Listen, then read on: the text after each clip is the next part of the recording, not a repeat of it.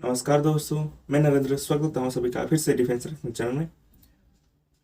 अ, आज हम फिर से प्रशांत धवन सर के एक वीडियो पर रिएक्शन देने वाले हैं। जिस वीडियो का टॉपिक है Xi Jinping want to take France away from India. Xi Jinping wants to take France away from India. Who will France choose? by प्रशांत धवन। तो पहले वीडियो देख लेते हैं क्या हुआ है क्या नहीं, उसके बाद जो है मैं अपना ओपिनियन दूंगा।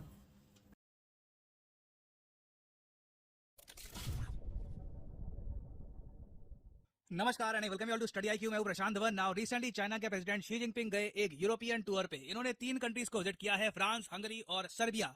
नाउ ऑब्वियसली हंगरी और सर्बिया का जो इनका टूर था ये इतना हाई प्रोफाइल नहीं था। मेन दुनिया की नजर थी कि शी जिनपिंग फ्रांस में क्या करते हैं। और मैं एक बात नोट कर रहा था, कई जियोपॉलिटिकल एनालिस्ट ने बॉडी लैंग्वेज पर फोकस किया कि इमैनुअल मैक्रोन किस तरीके से मिलते हैं पीएम मोदी के साथ, गले मिलाए जाते हैं। ऑलमोस्ट एक ऐसी इमेज जाती है जैसे दो बहुत ज्यादा पुराने यार मिल रहे हैं, कई सालों के बाद स्कूल इकट्ठा जाया करते थे। जबकि शी जिनपिंग के साथ एक ज्यादा फॉर्मल अप्रोच रखी है इमैनुअल मैक्रोन ने। यहाँ पे आप देख पाओगे French president Macron with Chinese chairman Xi Jinping and Indian prime minister Narendra Modi. Two geopolitical highlights for him yet with a different body language. और देखिए मैं आपको बता दूं, शी जिनपिंग का मेन ऑब्जेक्टिव यही है कि फ्रांस एक ऐसी यूरोपियन पावर जिसके प्रेसिडेंट अब खुल के कहते हैं कि यूरोप मर सकता है। इन्हें यूएसए पर अब उतना भरोसा है नहीं जितना एक टाइम पे हुआ करता था। ये चाहते हैं, शी जिनपिंग चाहते हैं कि फ्रांस एक बहुत ही इंपॉर्टेंट पार्टनर बन जाए चाइना का, और ये डैमेज कर सकता है भारत को। और ये बात सिर्फ मैं नहीं कह रहा, इसके बारे में आप देखोगे बहुत सारे आर्टिकल्स पब्लिश हुए हैं भारत में कि Xi Jinping is courting France. Court करने का मतलब होता है कि जब आप किसी को अट्रैक्ट करने की कोशिश कर रहे हो। और इंडिया को ध्यान रखना होगा कि इंडिया का जो एक बहुत ही इंपॉर्टेंट ये यूरोपियन पार्टनर है फ्रांस, ये सेड्यूस ना हो जाए चाइना की बढ़ती शक्ति देखकर। और इंडिया में देखिए कंसर्न का एक रीजन भी था। पहली बात तो जो भव्य वेलकम दिया गया शी जिनपिंग को, ये देखने को बनता है। यहाँ पे आप देख पाओगे एक ग्रैंड वेलकम मिला है, रेड कारपेट वेलकम मिला है शी जिनपिंग को इन फ्रांस। हालांकि कई जो तिब्बत की आजादी के लोग नारे लगा रहे थे, उन्होंने भी सड़कों पे फ्रांस की कई जगह प्रदर्शन किया है, मगर जहां से शी जिनपिंग जा रहे थे वहां से उनको क्लियर कर दिया गया। और इमैनुअल मैक्रोन ने खुद शी जिनपिंग को यहाँ पर वेलकम किया है। और जो यूरोप का मीडिया था उन्होंने ये हेडलाइन पब्लिश करी है कि देखिए मैक्रोन मिल रहे हैं शी जिनपिंग से, दोनों अपने आप में एम्परर्स हैं जो वॉर की एज पर बैठे हैं। जैसे आप जानते हैं पॉसिबिलिटी है कि चाइना और आसियान कंट्रीज, फिलीपींस या फिर ताइवान के बीच में एक वॉर स्टार्ट हो सकती है। और सिमिलरली हो सकता है कि फ्रांस यूक्रेन की वजह से एक लार्जर वॉर में फंस जाए against Russia in the future. ये एक पॉसिबिलिटी है। ना यहाँ पे आपका क्वेश्चन आएगा कि बेसिकली चाइना चाहता क्या है फ्रांस से, और फ्रांस क्या चाहता है चाइना से। देखो यहाँ पे आपको समझना होगा, जो अमेरिकन मीडिया है वो तो क्लियरली एक बात बोल रहा है कि चाइना चाहता है कि ये लोग बिल्कुल बांट दे यूरोप को। एक तरफ फ्रांस, एक तरफ जर्मनी, और बिल्कुल बंटवारा हो जाए यूरोप का। यूरोप की कंट्रीज आपस में डिवाइडेड फील करे, और फिर चाइना आराम से एक एक करके जो कंट्रीज हैं उन्हें अपना पार्टनर बना सकता है बेल्ट एंड रोड के अंडर। जिस तरीके से चाइना ने ऑलमोस्ट ये कर ही दिया था इटली के साथ। इटली आपको याद होगा बेल्ट एंड रोड का पार्टनर बन गया था, बाद में G7 के प्रेशर के अंडर इटली ने रिवर्स गियर लिया और इन्होंने खुद को बेल्ट एंड रोड प्रोजेक्ट से बाहर निकाल दिया। तो ये देखिए चाइना का लॉन्ग टर्म प्लान है। उसके अलावा शी जिनपिंग ने फ्रांस को यह कहा है कि देखिए यूएसए के कहने पर जो डीकपलिंग है ना चाइना के साथ, वो आप मत करिए। जो यूएस कॉन्स्टेंटली कोशिश कर रहा है कि चाइना से इनकी कंपनीज दूर जाए, चाइना से ट्रेड कम हो, इस सब में यूरोप को पढ़ने की जरूरत नहीं है। यूरोप को फायदा क्या मिलता है, ये ऑफ कोर्स चाइना का कहना होगा, क्योंकि यूएसए सिक्योरिटी गारंटीज उस लेवल की अब दे नहीं रहा यूरोप को। यूएसए की जो मिलिट्री प्रायोरिटी है ये इंडो पैसिफिक बन चुकी है। इसलिए आपने देखा रिसेंटली इमैनुअल मैक्रोन ने यह भी कहा कि यूरोप मर सकता है। और मैंने इस टॉपिक पर बाय द वे एक वीडियो भी बनाई थी, करीब मिलियन लोगों ने ये वीडियो देखी थी। यहाँ पर आप देख पाओगे। अगर आपको इस टॉपिक पर प्रॉपर इन्फो चाहिए तो आप ये वीडियो सर्च कर सकते हैं। Europe can die Study IQ, एक बहुत ज्यादा इन डेप्थ एनालिसिस मैंने यहाँ पर किया है फ्रांस और यूरोप की प्रॉब्लम्स का। नाउ अभी आपने ये समझ लिया कि चाइना क्या चाहता है फ्रांस से। नाउ फ्रांस क्या एक्सपेक्ट करता है फ्रॉम चाइना। देखिए दो चीजें, एक लॉन्ग टर्म में, एक शॉर्ट टर्म में।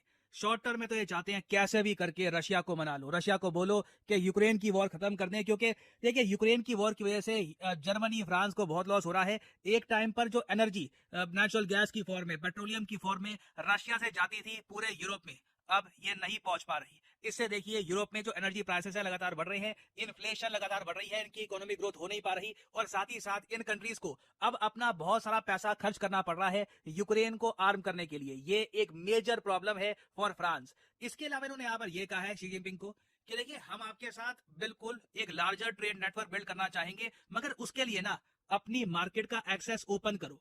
जो यूरोपियन कंट्रीज है इन्हें एंट्री दो अपनी मार्केट की। नाउ इस बात को लेकर चाइना काफी हद तक डिफेंसिव रहता है। मुझे लगता नहीं है कि यहाँ पर फ्रांस को जरा कुछ कामयाबी मिलेगी, मगर दोनों कंट्रीज ने दुनिया के सामने एक मैसेज सेंड किया है कि हमारे पास ऑप्शंस हैं। यहाँ पे आप देख पाओगे विजुअल्स, इन्होंने शी जिनपिंग को फ्रांस की जो बहुत इंपॉर्टेंट इंडस्ट्रीज हैं ये दिखाई है। यहाँ पे आप देख पाएंगे किस तरीके से फ्रांस में ये लोग वाइन बनाते हैं, ये इन्होंने यहाँ पर दिखाया है और बहुत अच्छी फोटोज वर्ल्ड मीडिया के सामने प्रेजेंट की है। ये तो फुल डिज्नी टाइप का लग रहा है, लग रहा है कि विनी द पू खड़ा है अपने दोस्तों के साथ और ये फ्रांस के लोग नृत्य कर रहे हैं। It's all about visuals. ये विजुअल्स देखिए इंडिया में भी गए हैं, यूएसए में भी गए हैं, दुनिया को ये इन्होंने दोनों कंट्रीज ने बताया है कि एक बार को हम बड़ा जियोपॉलिटिकल टर्न भी ले सकते हैं और रिलेशंस इंप्रूव भी कर सकते हैं अगर हमारे इंटरेस्ट अलाइन होते हैं। तो अपने आप में मैं कहूंगा बहुत ही ज्यादा इंपॉर्टेंट ये विजिट है शी जिनपिंग की फ्रांस।